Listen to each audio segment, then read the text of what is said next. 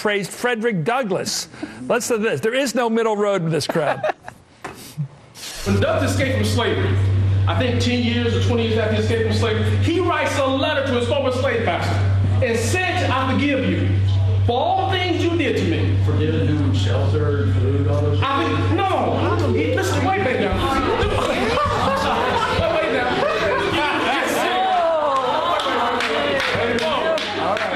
So some of that guy, the white guy with the beard, stands up at that event and openly makes a case for slavery, saying they got 3 squares a day, basically. What are they complaining about? Exactly. Governor, you can pick it up, Joy. I mean, there should be a little shame here about admitting some sort of fondness or nostalgia for the antebellum days in the South. I mean, this guy didn't see Django, obviously. Yeah, well, and the whole spectacle of it it encapsulates what's wrong with the Republican Party on race. Black Republicans say, hey, the way to make people not call you a racist is to reference Frederick Douglass, who lived, hundreds of years ago. Go back to the Republican Party the way it was under Lincoln. And then you've got this other guy who comes out and says, but we really want to be Booker T. Washington Republicans. One hand, but as separate as 5 fingers. Why can't we go back to segregation? And then a woman stood up and said, wait a minute, we shouldn't be talking about slavery and referencing that. She's the one who got booed. Most people came out of that Tea Party session saying that the woman who was arguing with that segregationist guy, she was the problem. People didn't see the black guy saying, let's go back to Frederick Douglass, or the white guy saying, let's go back to segregation. They weren't the problem to most of the attendees at that event. That is what's wrong with the Republican Party.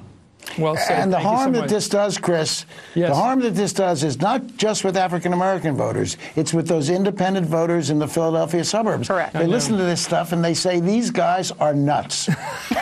They said, I signed on to the party of Lincoln, and these guys signed off for the party of Lincoln. Exactly. They're the opposite now. That's correct. I know, just so you're talking about. I go back to my point. White people generally don't like to be thought of as racist because a lot of them aren't, and some are, of course, and are trying to get over it over the years.